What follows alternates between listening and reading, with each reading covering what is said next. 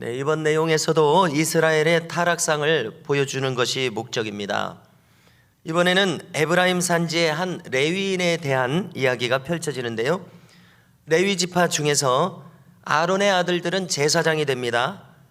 그리고 나머지 레위인들은 제사장이 되지 않고 반열을 나누어서 성막에서 복무하고 평상시에는 자신들의 사는 성읍에서 하나님의 말씀을 가르치고 보존하는 역할이 레위인의 역할입니다. 오늘날로 성직자의 역할을 감당하는 사람들입니다. 그래서 그들은 누구보다도 하나님의 말씀을 가까이 하고 자기가 먼저 순종하여 본을 보여야 될 사람들입니다. 그런데 이런 레위인들이 오히려 앞장서서 타락한 모습을 보였다는 것이 이 사사기의 내용입니다. 여기 이 에브라임 산지에 이 레위인이 첩을 얻었습니다. 그리고 그 첩은 행음하고 남편을 떠나서 고향의 아비 집으로 가버렸습니다. 그 아비 집이 베들레헴입니다. 레위인이 첩을 얻은 것은 결코 바람직하지 않다고 봐야 할 것입니다. 그리고 그 첩이 행음하고 떠나가 버린 것을 볼 때에 이 레위인의 삶이 절제하고 본이 되는 삶이 아니라 무엇인가 모범적이지 못한 그런 삶이었다고 판단하게 됩니다. 레위인은 성직자요 영적 지도자입니다. 자신이 먼저 본을 보이며 살아야 할 사명이 있음에도 불구하고 그의 삶이 본이 되지 못했으므로 첩이 행음하고 떠나버리는 그러한 삶을 초래하고 이 모든 원인을 제공했을 것이라고 생각하게 되는 것입니다. 그리고 이 첩의 행음과 가출 또한 바람직하지 않습니다. 이렇게 사사시대의 한 레위인과 그의 삶의 모습을 보여주는 것은 그 신앙적인 타락상을 꼬집기 위해서입니다. 본이 되지 못한 성직자와 불화하는 그의 가정상을 지금 꼬집고 있습니다. 자, 이제 장면이 바뀌어서 첩이 친가로 돌아가 버린 지 4달이나 되었습니다. 이제 이 레위인은 자신의 마음이 가라앉고 첩을 데려오고 싶은 마음이 들었습니다. 그래서 첩의 친가가 있는 유다 베들레헴으로 발걸음을 옮겼습니다. 자, 베들레헴의 위치는 예루살렘에서 남쪽으로 10km 정도 되는 거리입니다. 반대로 에브라임 산지는 예루살렘에서 북쪽으로 10km 정도 되는 거리입니다.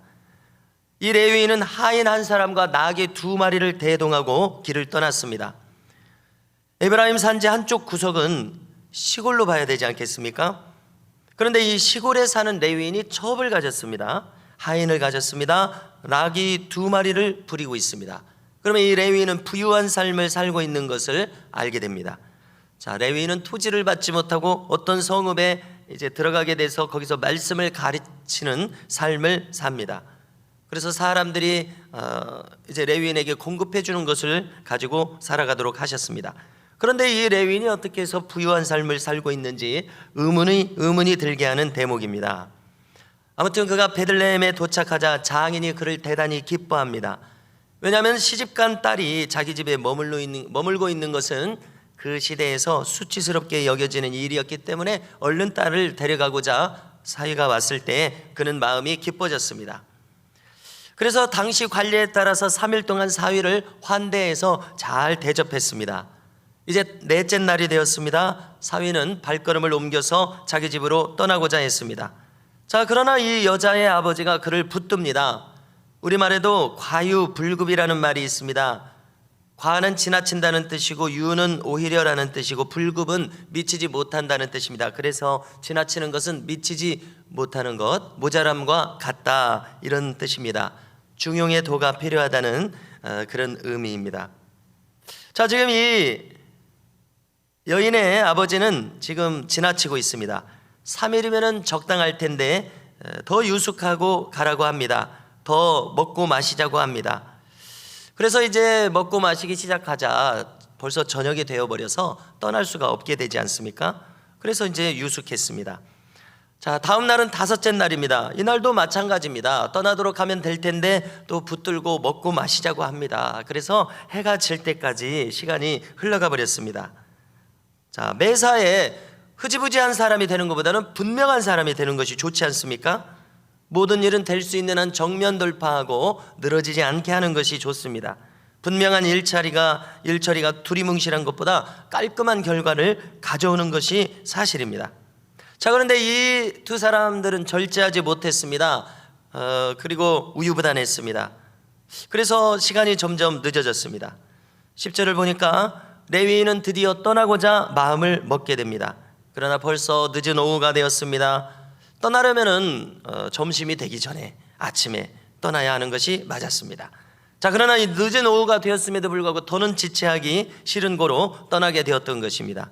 에브라임까지는 20km가 넘습니다. 멀지 않은 길이기는 하지만은 산지이고 나귀의 하루 이동 거리도 10km에 불과하다고 합니다. 결국 한 10km 정도 가서 여부스라는 성읍에 이르릅니다. 여부스는 예루살렘을 가리키는 옛 지명입니다. 다윗 왕 때에야 완전히 점령하는 성읍이었습니다. 아직 여부스라는 이방 민족이 살고 있었을 때였습니다. 그러므로 이 이방인들이 살고 있는 성읍에 들어가서 유숙하기가 꺼려졌습니다. 그래서 조금 더 진행해서 기브아라는 곳에 이르게 됩니다. 그래서 여기서 그들은 이제 내일 본문에 해당합니다. 여기서 머물게 됩니다.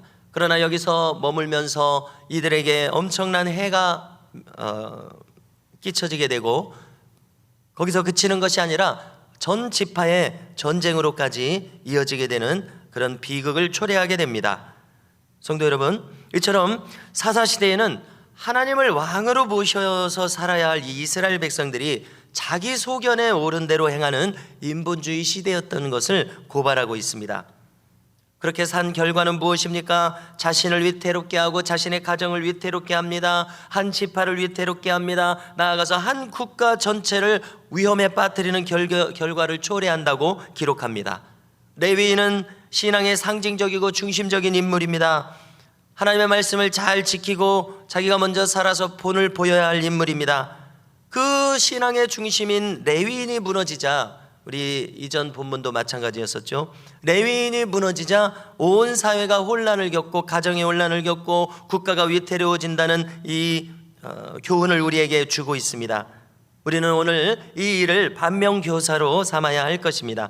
디모데전서 5장 22절을 보니까 바울은 디모데에게 다른 사람의 죄에 간섭지 말고 내 자신을 지켜 정결케 하라 이렇게 권면하고요.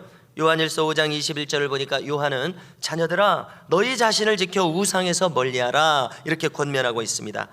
이 말씀들을 따라서 오늘도 우리 모두가 스스로 근신하여 믿음의 정절을 힘써 지키실 수 있기를 주님의 이름으로 축원합니다.